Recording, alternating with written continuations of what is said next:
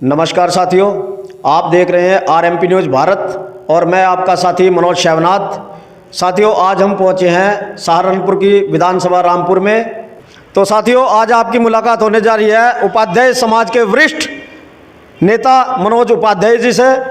आइए, camera person से कहना चाहूँगा थोड़ा आगे आइए और भेंट कराते हैं आज आपकी चैनल के माध्यम से मनोज उपाध्याय जी से, जो उपाध्याय समाज के बड़े नेता हैं। उपाध्याय जी नमस्कार। नमस्कार जी, नमस्कार। तो उपाध्याय जी, जैसे हमने सुना है, जाना है, आप एक चुनाव भी लड़े हैं जिला पंचायत का, तो आप इसके बारे में क्या कहना चाहेंगे? चुनाव तो इसलिए ज़रूरी होता है लड़ना, उससे पता लगता है कि आदमी किस स्टैंड पर कहाँ पर खड़ा है, और चुनाव राजनीतिक कार्यकर्ताओं को लड़ना ही चाहिए। उससे पता लगता है कि समाज में आप किस पोजीशन में हैं और समाज कितना आपके साथ है, और सर्व समाज के नेता होने के नाते जो है आपको वो अच्छा मतदान मिलता है, तो आप अच्छे लीडर भी बनेंगे। अच्छा मनोज उपाध्याय जी, जैसे हम अक्सर सुनते रहते हैं आपके प्रशंसकों के माध्यम से कि आप जो है ना पिछले काफ़ी वर्षों से समाज सेवा के क्षेत्र में हैं, राजनीतिक क्षेत्र में हैं। तो आप कितने समय से राजनीतिक क्षेत्र में हैं और समाज सेवा कर रहे हैं? हम लोग तो बचपन से ही संघ के कार्यकर्ता रहे हैं, और संघ के बाद 1990 से भारतीय जनता पार्टी के मंडल महामंत्री रहे। उसके बाद जो है बहुत सारे पदों पर भारतीय जनता पार्टी में रहे, और आज भी भारतीय जनता पार्टी में हैं। अब बाकी हम लोग तो सामाजिक कार्यकर्ता भी हैं, राजनीतिक कार्यकर्ता भी। अच्छा उपाध्याय जी, आप एक संस्था है कोई आपकी, आप उसके संरक्षक भी हैं।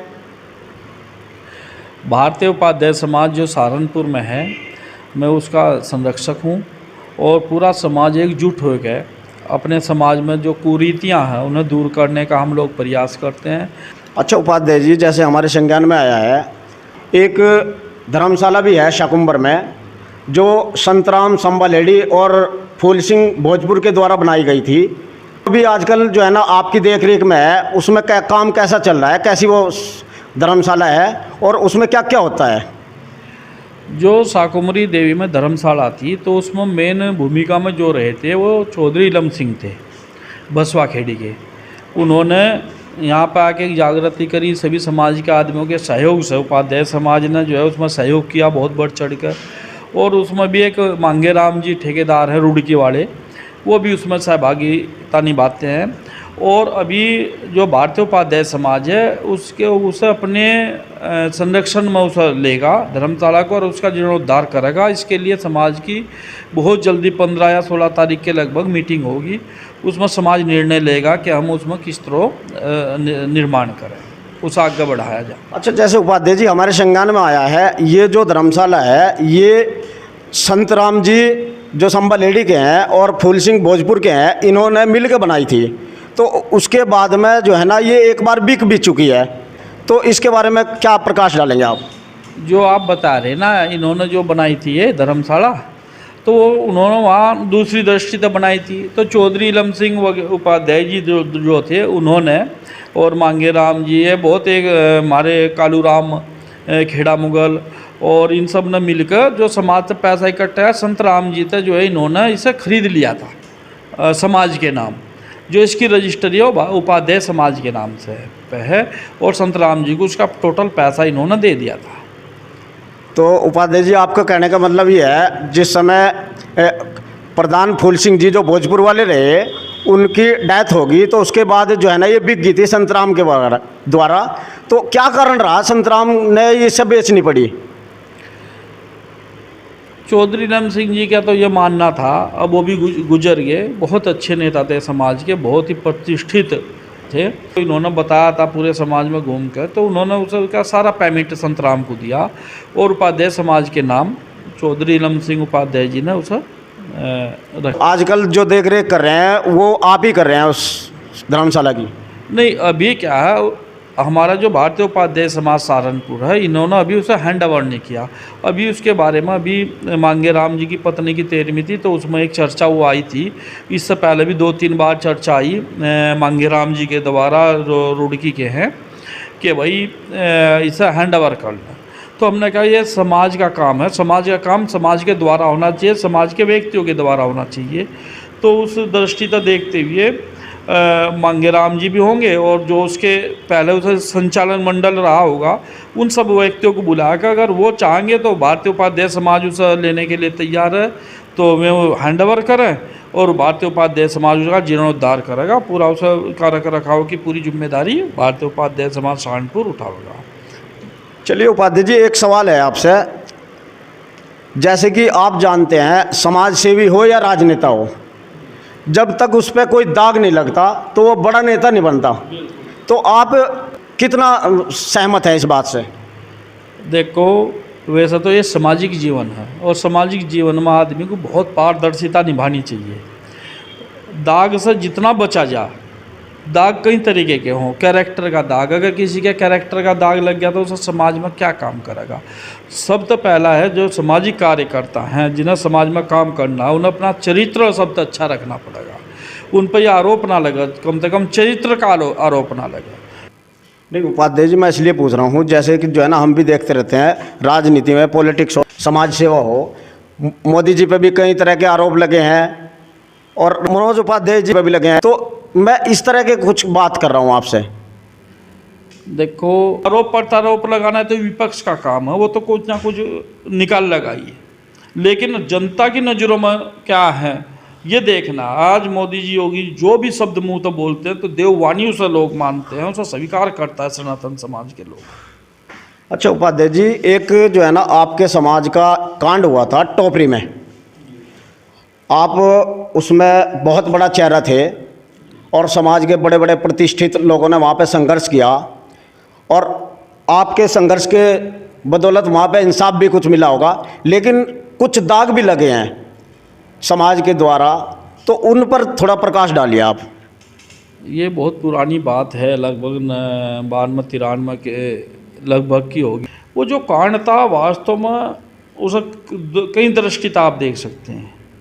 एक गरीब परिवार पे, आपके समाज के परिवार पर दूसरे समाज के लोग हमला करते हैं, निर्दोष आदमियों का कत्ल कर दिया गया हो दिन दहाड़े, और वो उस तरह के जमींदार तबके के लोग थे कि ऐसा लगता था कि उनका कुछ नहीं बिगड़ सकता।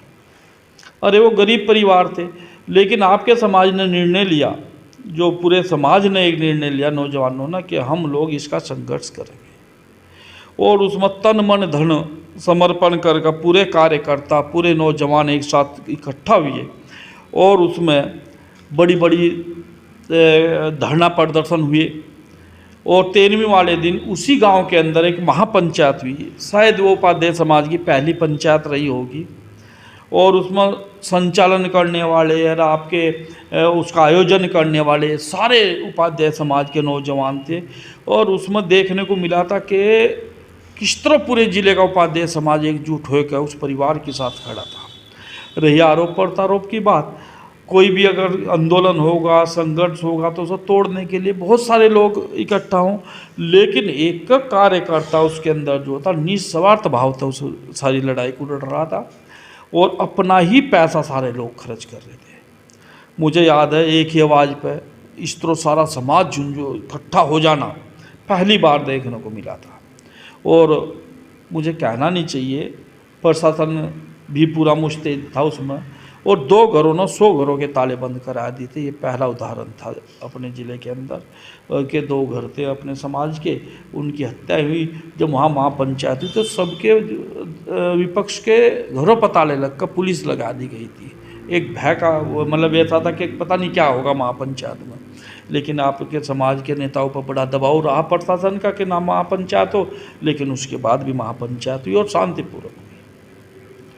अच्छा उपाध्याय जी, बहुत बड़ी बात आपने कर दी कि 2 परिवार की बदौलत जो है ना 100 घरों में ताला लगा दिया। ये एक समाज की ताकत ही कह सकते हैं आप। तो एक छोटा सा मैसेज मैं आपके द्वारा देना चाहूँगा, जो लोग बिना किसी सबूत के आरोप प्रत्यारोप करते रहते हैं, उनको क्या संदेश देना चाहेंगे आप? भाई, आरोप प्रत्यारोप लगाने वाले लोग जो हों उनका तो कोई भी दृष्टिकोण नहीं होता। आप अच्छा करोगे तो भी आरोप लगाओगे, आप बुरा करोगे तो भी आरोप लगाओगे, आप घोड़े पर चलोगे तब भी आरोप लगाओगे, आप पैदल चलोगे जब भी आरोप लगाओगे। लेकिन हमारा लक्ष्य क्या है, हम उस लक्ष्य की प्राप्ति के लिए ये नहीं देखना कि बराबर में कहने वाला कौन क्या है। हमारी नीयत और नीति साफ हो। मुझे पता है हमारे जो समाज के कार्यकर्ता हैं वो निस्वार्थ भावतः बिना किसी लाग लपेट के, ना तो उन्हें कोई राजनीतिक पद मिलना, ना उन्हें कोई भाई विशेष कोई लाभ होना, ना उन्हें धन का लाभ होना। अगर हमारा कार्यकर्ता 50-60 किलोमीटर अपनी मोटरसाइकिल पर भी चल कर आ रहा है तो वो अपना 100-200 रुपये का मजदूरी छोड़कर, अपना काम छोड़कर तेल फूंकते हुए समाज के काम में आ रहा है। हमें उसका सम्मान करना चाहिए। और समाज के आदमियों का हम लोग नहीं सम्मान करेंगे और कौन करेगा। रही बात आरोप प्रत्यारोप की, वे लोग तो देखो जिन्हें कुछ करना नहीं वो सब आरोप लगाएंगे, जिन्हें कुछ करना हमें नहीं लगाने। मुझे पता है हमारी टीम, मेरे समाज के लोग कितने निस्वार्थ भाव तक खड़े होते हैं, समर्पण भाव तक। मेरा समाज कोई ऐसा धन्ना समाज तो है नहीं, मेहनत मजदूरी करने वाले लोग हैं, लेकिन उसके बावजूद में उनका समाज के प्रति कितनी जागृति है।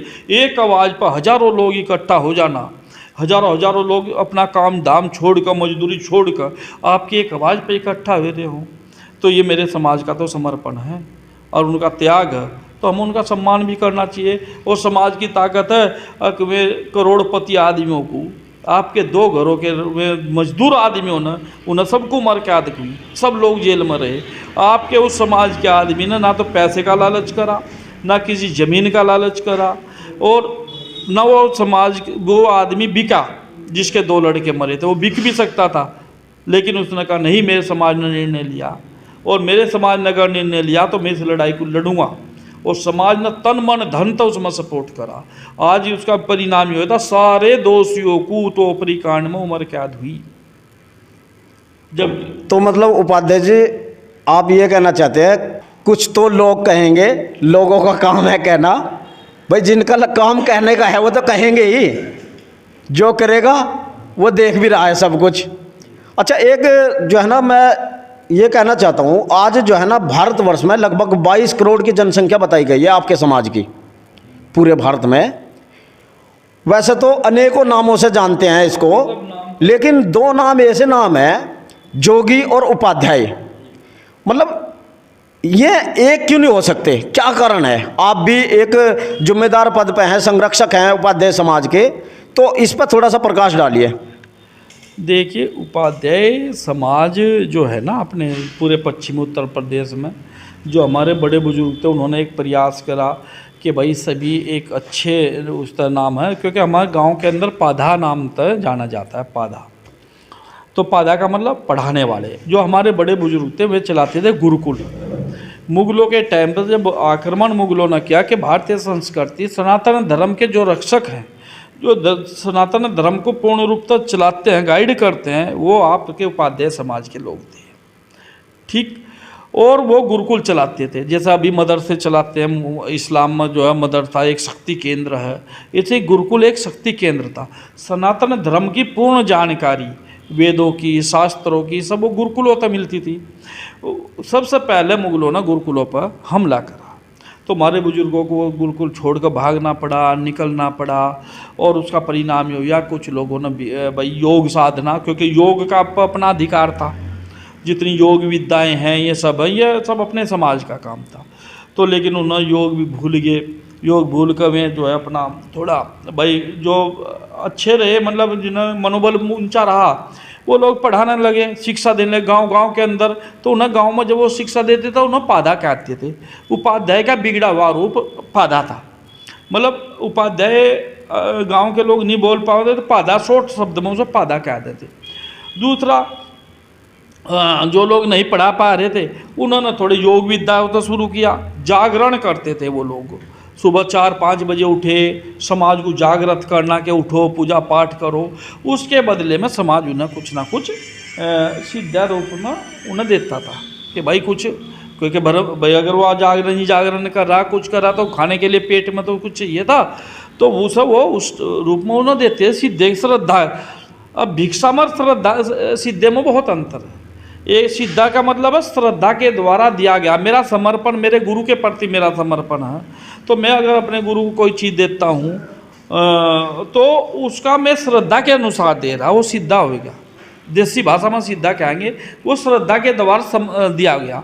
एक है भिक्षा मांगना, वो दूसरा आदमी हाथ फैला कर मांग रहा है तो वो भिक्षा है। मेरे समाज कभी भिक्षावर्ती वाला समाज नहीं रहा। ये आचार्य वगैरह रहे, गुरु वगैरह रहे, जिन्होंने शिक्षा देने का काम करा, ना कि भिक्षा लेने का। उपाध्याय जी, जैसे कि आपने बताया है, योगी और उपाध्याय दोनों एक ही हैं, लेकिन मैं अक्सर देखता हूँ जब आप जो है ना अपने उपाध्याय नाम से कोई प्रोग्राम करते हैं, तो आज जो है ना, जो मेरी दृष्टि से है, जो मैं देखता हूँ अक्सर, आज उपाध्याय नाम से भारत में योगी उपाध्याय हैं, जैनी उपाध्याय हैं, सिख उपाध्याय हैं और बौद्धिस्ट भी उपाध्याय हैं।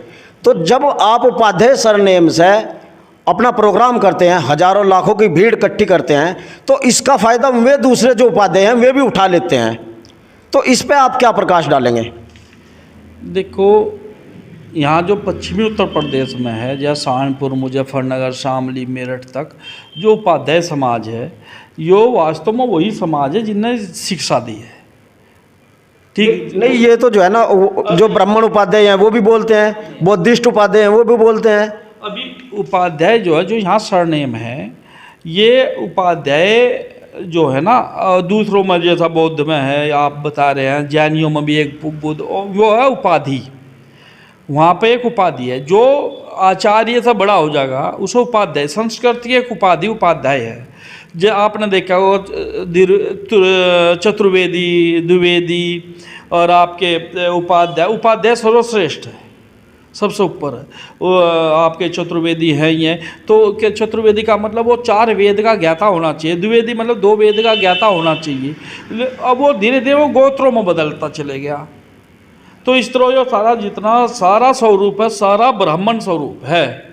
अगर आप इधर काटागिरी में वर्णों के आधार पर ले जाएंगे, ये सब ब्राह्मणी समाज के वो हैं सारे अंग। अब वटवृक्ष जो है उसकी सब अलग अलग शाखाएं हैं, ब्राह्मण एक वटवृक्ष है, और ये सब लोग इन्हीं के अगर वर्ण के आधार पर।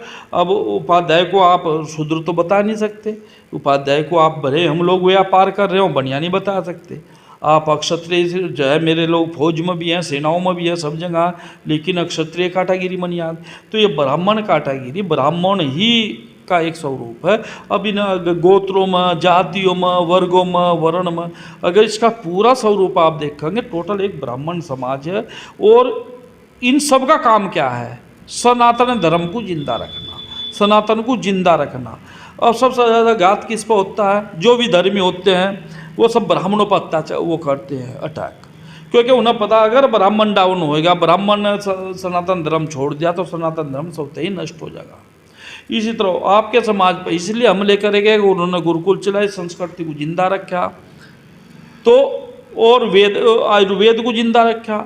आपके समाज के अंदर बड़े बड़े वेद मिलेंगे, बड़े बड़े ज्ञाता ऐसे मिलेंगे, शास्त्र मिलेंगे, वो सब लोग लुप्त होते चले गए। क्योंकि एक शब्द ऐसा है, देखो, योगी कहना और कुछ अब योगी शब्द का ऐसा महसूस होता बंदे को जैसा एक भिक्षावर्ती वाला आदमी हो।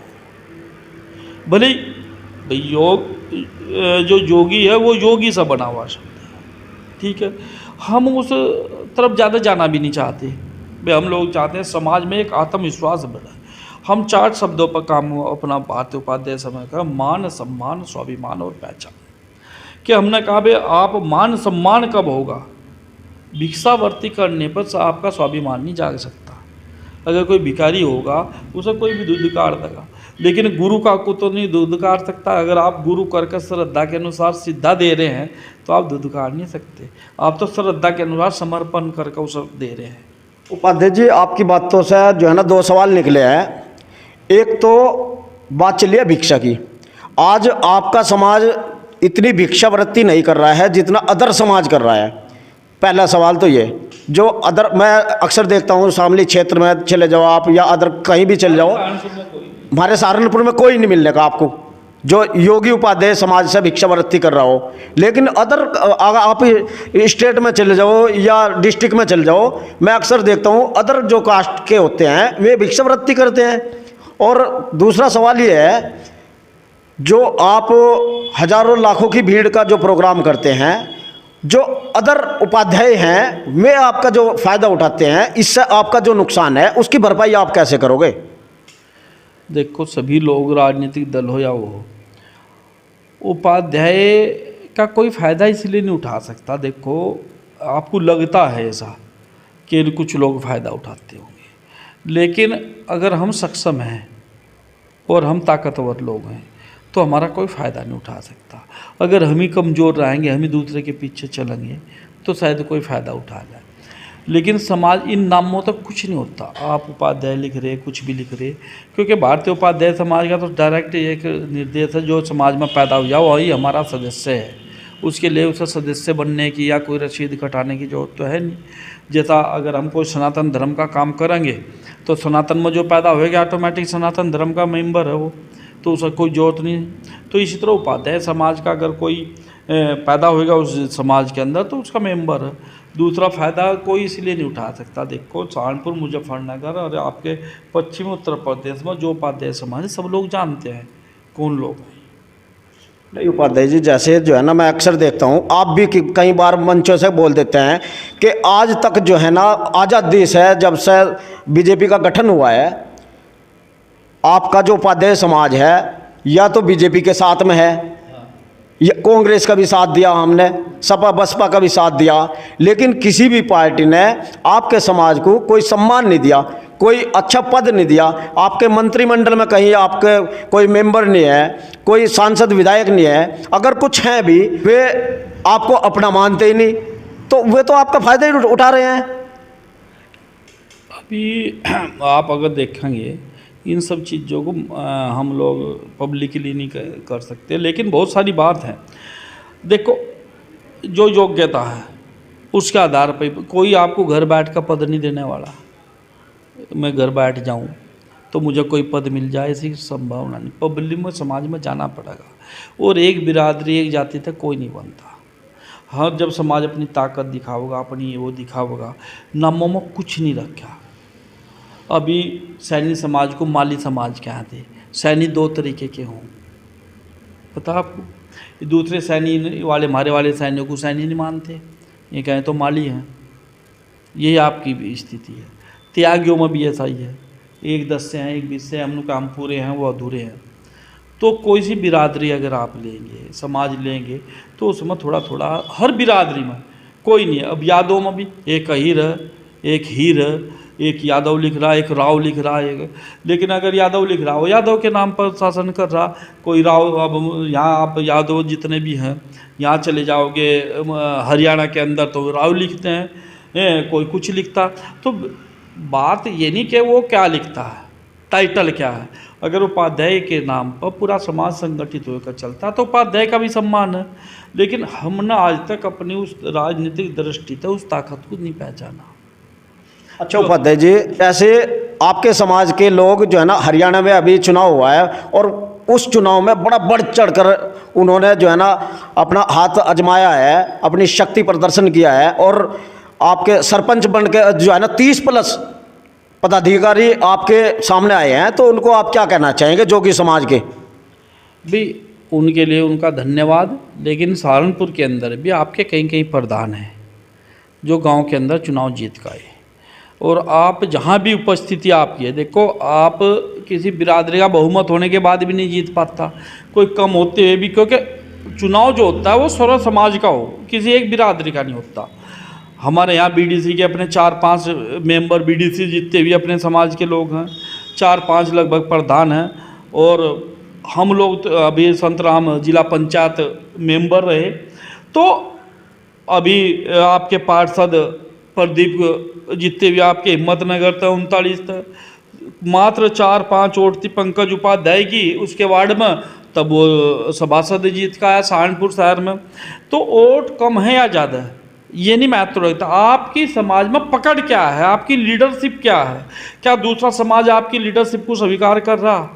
हम सोचे जाति जाति जाति कुछ नहीं हो सकता जब तक दूसरा समाज आपको सपोर्ट नहीं करने का, आपकी लीडरशिप को स्वीकार नहीं करने का।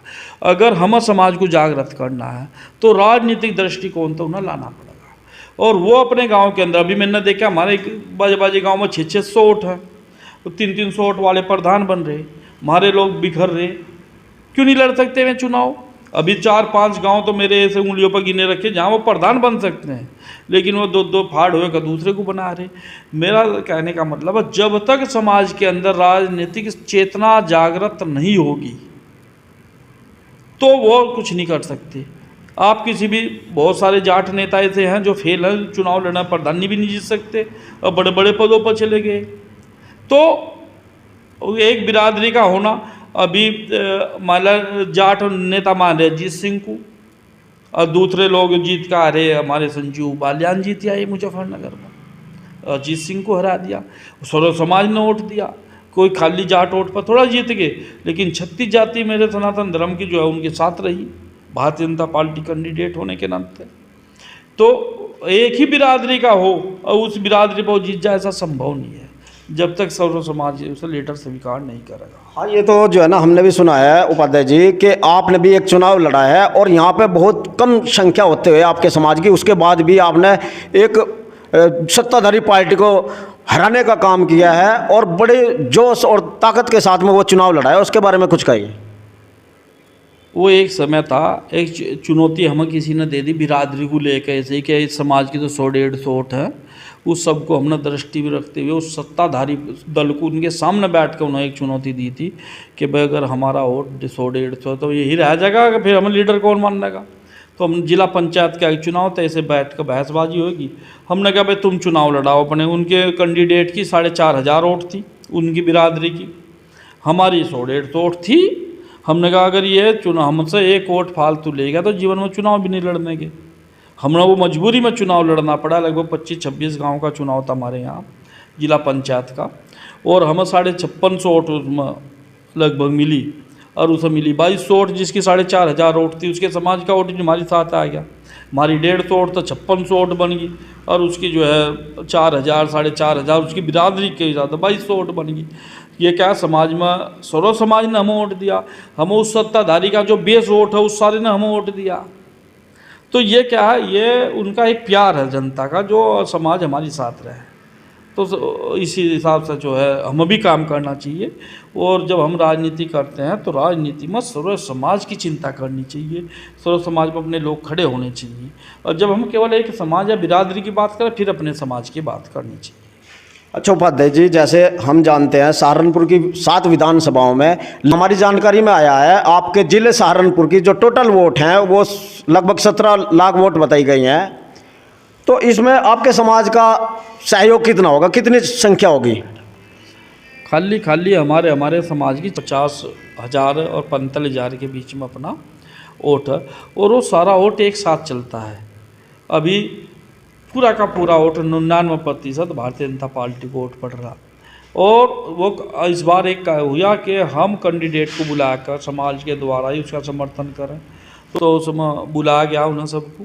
तो हर कैंडिडेट को ये एहसास कराएगा इतना वोट आपको मिल रहा है समाज का। अच्छा, कुछ जैसे आप जो है ना उपाध्याय समाज के संरक्षक हैं जिले सहारनपुर के, तो बीजेपी को कुछ संदेश देना चाहेंगे उपाध्याय समाज की तरफ से? नहीं, बीजेपी को उपाध्याय समाज इसलिए समर्थन करता है क्योंकि उपाध्याय समाज खुद में एक राष्ट्रवादी विचारधारा का है। उसके समाज में चिंता करता है देश की, उनके खून में है राष्ट्रवाद। तो इसलिए बीजेपी राष्ट्रवादी की बात करती है, राष्ट्रीयता की बात करती है, इसलिए भारतीय जनता पार्टी को सपोर्ट करें। लेकिन भारतीय जनता पार्टी को भी चिंता करनी चाहिए समाज की। वे पंडित दीनदयाल उपाध्याय के विचारों पर भारतीय जनता पार्टी चल रही है, तो उनके सही विचार तो ये है कि हम छोटे से छोटे वर्ग को भी साथ लेकर चलें। तो उपाध्याय समाज की चिंता भारतीय जनता पार्टी को करनी चाहिए। तो आपका मानना है हमें उत्तर प्रदेश की पृष्ठभूमि में कुछ जगह पर टिकटों की भी मांग करनी चाहिए? हाँ, जहाँ देखो राजनीतिक दल में टिकटों की मांग तो जो कार्यकर्ता राजनीतिक में हैं और संगठन में, तो उन्हें सभी को चिंता अपना मांगने का अधिकार है। और जिस संगठन में काम करे उस संगठन में टिकट नहीं मांगेंगे तो कहाँ मांगेंगे। तो दर्शकों, आप देख रहे थे उपाध्याय समाज के संरक्षक सहारनपुर से मनोज उपाध्याय जी को। और जैसे कि आप देख ही रहे हैं, आज उपाध्याय जी ने सभी सवालों के बहुत ही सहजता और सरलता के साथ हर सवाल का जवाब दिया है। और कुछ सवाल ऐसे भी रहे हैं जिनसे बचने की कोशिश की गई है। आगे भविष्य में मिलेंगे तो उनके भी जवाब हम ढूंढेंगे। तो आपका हम धन्यवाद करेंगे। धन्यवाद आपका, बहुत बहुत धन्यवाद यहाँ आने के लिए।